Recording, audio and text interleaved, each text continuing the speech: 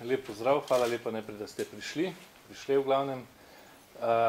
Torej, namen današnje tiskovne konference je predstaviti nek okvirni program v osnutku Slovenske demokratske stranke na področju izobraževanja vertikale, torej ne samo srednjega, osnovnega šolstva in vrtcev, ampak tudi visoko šolstvo, terciarno izobraževanje, kako tudi šport. Kot veste, smo v strokovnem svetu Slovenske demokratske stranke že načrtovali in že tudi imeli prvo tako javno predstavitev osnutka programa na nekaterih drugih področjih.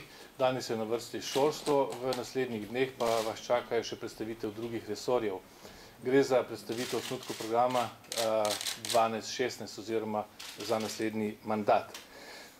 Program, o katerem bomo danes govorili in ki ga bomo poskušali mi trije predstaviti, boste dobili oziroma lahko dobite na spletni strani. Imamo posebno podstran nova.vlada, tako da vam nismo pripravili posebej materijala v papirju, ker se nam zdi to veliko bolj ekološko. No, ampak ta tiskovna konferenca sovpada tudi z začetkom šolskega leta. Kot veste, bodo jutri naši otroci in pa tudi srednješolci, dijaki, tudi študentje stopili čez šolski prag. Začetek šolskega leta je vedno začetek nečesa novega, na nek način nov stil življenja pride v ospredje, novo življenje, nova pričakovanja, še posebej pa za naše malčke, ki bodo prvič prestopili šolski prag, za njih je to neko posebno doživetje in tudi zato smo locirali to tiskovno konferenco ravno v čas pred šole. Seveda pa ne bomo danes govorili le o tem, o začetku šole, o varstvu zlasti v prometu.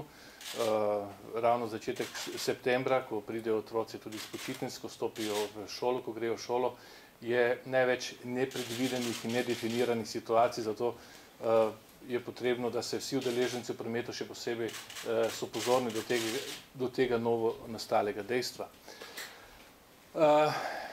Kakor že veste,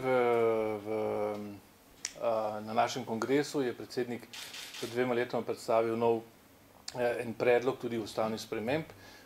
Mislim, da bomo ustavne spremembe uvajali na različnih področjih. V slovenski ustavi ni veliko členov, ki bi se neposredno dotikali šolske vertikale, torej šolstva, vzgoje in izobraževanja. Sta le dva, to je 57. in 58. člen. In mi bi želeli dopolniti ta dva člena predvsem z neko idejo, ki se nam zdi dobra in skoraj nujno potrebna, ne samo za slovenski šolski prostor, ampak tudi za evropski. Gre za idejo o obvezni srednji šoli oziroma obvezni šoli vsaj do 18. leta ali pa do konca srednje šole. Kot veste, se Evropa srečuje z veliko težavo, to je z velikim drop-outom oziroma izpadom učencev iz šolskega sistema, in to se dogaja zlasti po obvezni osnovni šoli. In Evropa išče različne načine, kako preprečiti to, kako integrirati mlade nazaj v sistem, kako jih ohraniti v sistemu in tako dalje. Vse te napore imenujemo s pojmom inkluzija. In v Evropi je približno 16–17% mladih, ki so izven sistema po končani osnovni šoli.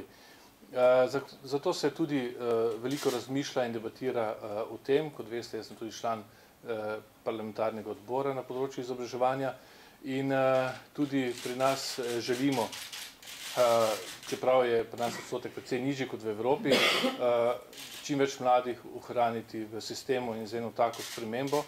To je res, gre za korenito spremembo v šolskem sistemu, bi zagotovili vsakemu mlademu, da je integriran v šolski sistem vsaj do njegove polnoletnosti oziroma do zaključka srednje šole. Razmišljamo tudi o tem, da bi mogoče v ustavo zapisali, da je država dolžna skrbeti tako za razvoj javnega, kako tudi zasebnega šolstva in morda poudariti tudi nekatere ključne kompetence v zvezi s tem, kot je vzgoja in izobraževanje za trajnostni razvoj, kako tudi podjetništvo in podobno. Skratka, ta razprava o ustavnih spremembah na področju izobraževanja bo v prihodnosti zelo zanimiva, upam, da dokaj široka in tudi kvalitetna. Kot veste, se vsak šolski sistem prizadeva oziroma vsaka odgovorna politika na področju šolstva si mora prizadevati, da je šolski sistem učinkovit in kakovosten in da posledično zadovolji oziroma opremi vsakega posameznika z znanji, kompetencami in pa sposobnostmi in da razvije znotraj šolskega sistema tudi svoje talente. Vendar sem prepričan, da v zadnjih 3 letih temu ni bilo tako. Imeli smo velike težave z načelom ali pa principom učinkovitosti. Sedanji šolski minister ima na voljo precej več denarja, kot smo ga imeli mi v času, ko je bila velika gospodarska rast. Če bi primerjali proračun, realizacijo proračuna 2008 z sedanjim, bi lahko videli, da razpolaga s približno 80–90 milijoni evrov več kot mi takrat. Kljub temu, da je število učencev v šoli drastično upadlo, se število zaposlenih v šolskem sistemu močno povečalo, in tudi kvaliteta v tem času ni narasla, ampak mednarodne raziskave, kot so Teams Advance, PIRLS, PISA in tako dalje, kažejo, da je primerjalno kažejo, da so rezultati naših učencev slabši, kot so bili v letih pred tem. To pomeni, da kljub temu večjemu vložku v izobraževalni sistem nismo dosegli večjo učinkovitost izobraževalnega sistema, niti večjo kakovost. Tudi na področju športa bo potrebno kar precej storiti. Prav nerazumljivo je, da v teh 3 letih nismo izkoristili tega mandata za pripravo nove zakonodaje na področju športa. Kot veste, je zakon o športu zastarel, popolnoma zastarel, neuporaben, kakor tudi nacionalni program športa, ki se je zaključil, ker smo že zdavnaj dosegli zastavljene cilje.